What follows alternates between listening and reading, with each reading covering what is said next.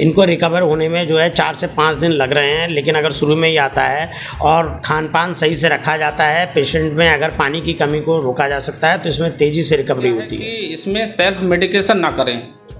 कोई अगर बॉडी में यानी कि पेन हुआ तो उन्होंने क्या करा, कॉम्बीफ्लैम इस तरह की टैबलेट ले ली जो कि बहुत जो बहुत हानिकारक होती हैं। तो झोला छाप डॉक्टर जो है उस मरीज को डेंगू शॉक सिंड्रोम या डेंगू हेमरेजिक फीवर की कंडीशन में भेज देते हैं। तो हमारे साथ मौजूद है डॉक्टर ए के गंगवार और हम बात करेंगे डेंगू को लेकर। डॉक्टर साहब क्या कहना चाहेंगे नवाबगंज की कंडीशन और मरीजों को जो लगातार डेंगू हो रहा है, इसको कैसे करके क्या सावधानी बरतें और क्या स्थिति है नवाबगंज? एक तो ये है कि जब तक किसी भी मरीज का एलाइजा टेस्ट नहीं होगा तब तक उसे डेंगू का कंफर्म केस नहीं कह सकते हैं।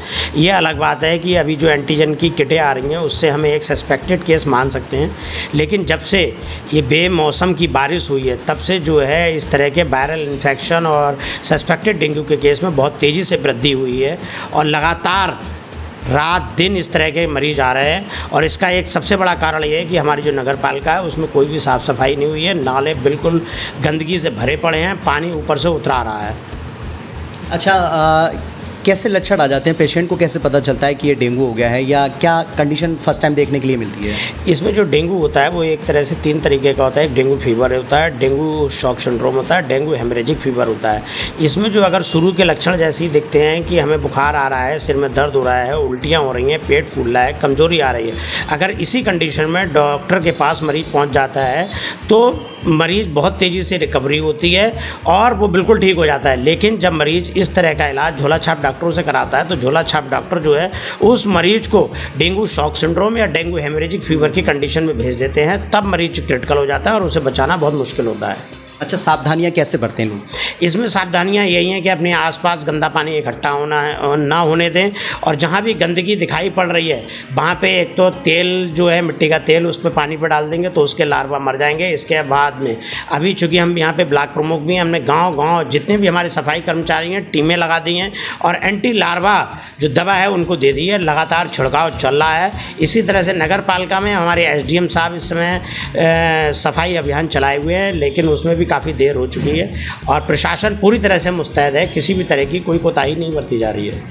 प्लेटलेट्स एकदम डाउन हो जाती हैं तो उनको रिकवर होने में फिर कितना टाइम लग जाता है? इनको रिकवर होने में जो है 4 से 5 दिन लग रहे हैं, लेकिन अगर शुरू में ही आता है और खान पान सही से रखा जाता है, पेशेंट में अगर पानी की कमी को रोका जा सकता है तो इसमें तेज़ी से रिकवरी होती है। हमारे साथ वेगराज हॉस्पिटल के डॉक्टर खेमकरण गंगवार सर मौजूद हैं और हम इनसे बात करेंगे कि डेंगू को कैसे रोका जाए और इस टाइम नवाबगंज की पोजीशन मरीजों को लेकर क्या है। डॉक्टर साहब क्या कहना चाहेंगे? नवाबगंज में डेंगू का प्रकोप बहुत ज़्यादा देखने के लिए मिल रहा है, क्या है ये?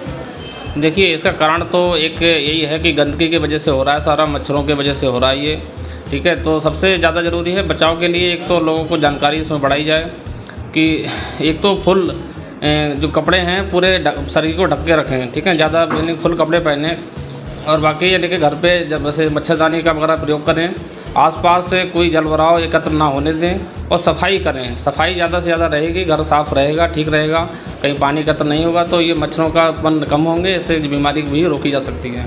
अच्छा, कैसे लक्षण देखने के लिए मिलते हैं? स्टार्टिंग बेस पे क्या होता है, कैसे मरीजों के साथ में क्या फेस करते हैं? देखिए, इसमें जो स्टार्टिंग में क्या होता है, पेशेंट फीवर के साथ आएगा, फीवर होगा, पेशेंट को हेडेक हो रहा होगा, बॉडी एक बहुत ज़्यादा होगा, ठीक है, वीकनेस भी बहुत ज़्यादा बताएगा, साथ में फिर धीरे धीरे पेशेंट को पेट में दर्द हैं, उल्टियाँ हैं, ये सब चीज़ें शुरू हो जाती हैं। प्लेटलेट से एकदम डाउन हो जाते हैं तो रिकवर होने में कितना वक्त लग जाता है? देखिए, इसका लेके मान चलिए कि प्लेटलेट जो डाउन होना शुरू होते हैं इन्हें 3rd डे से स्टार्ट होते हैं, ठीक है, और इसके बाद ये मान के चलिए कि 5 से 6 दिन तक इसका कोर्स चलता रहता है कि प्लेटलेट डाउन हो सकते हैं, ठीक है। ज़रूरी नहीं सभी में बहुत रैपिडली होते हैं, लेकिन पेशेंट कुछ की इम्यूनिटी ठीक होती है तो उसमें इतना ज़्यादा नहीं होता है, बट मान के चलिए 1 वीक का कोर्स होता है इसका। 1 वीक कोर्स में यानी कि धीरे धीरे फिर रिकवर हो जाते हैं। इस टाइम कितने % ऐसी है जो मरीज डेंगू के ही आ रहे हैं हॉस्पिटल में? देखिए, यहाँ पर नवाबगंज में तो फीवर ज़्यादातर मोस्ट ऑफ द इसमें पेशेंट हैं वो डेंगू के ही आ रहे हैं इसमें, उसमें ज़्यादातर पेशेंट प्लेटलेट कम लेके ही आ रहे हैं। अच्छा, तो फिर कैसे करके वो अपनी सावधानियाँ खुद बरत सकते हैं?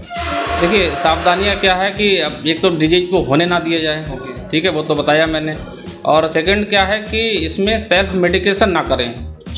कोई अगर बॉडी में यानी कि पेन हुआ तो उन्होंने क्या करा, कॉम्बीफ्लैम इस तरह की टैबलेट ले ली जो कि बहुत जो बहुत हानिकारक होती हैं, वो सडन प्लेटलेट डाउन कर देती हैं, पेशेंट की कंडीशन को और सीरियस बना देती हैं। ठीक है, तो इस चीज़ से पेशेंट को चाहिए कि अपने डॉक्टर से सलाह लें और सेल्फ मेडिकेशन बिल्कुल ना करें इसमें। ठीक है, सेल्फ मेडिकेशन अवॉइड करें। ठीक है, जिससे कि सही ट्रीटमेंट मिलेगा तो कोई दिक्कत वाली वैसी बीमारी नहीं है। अच्छा। ठीक है, रिकवर हो जाती है, वायरल है, धीरे धीरे 1 सप्ताह में सही हो जाता है। ठीक है, बट क्या होता है कि लोग पहले अपना जगह जगहों से, मेडिकल से, छोटी छोटी जगहों से दवा खाते रहते हैं, स्टेरॉइड खूब खाते रहते हैं, जो कि पेशेंट की स्थिति को धीरे धीरे गंभीर बना देते हैं।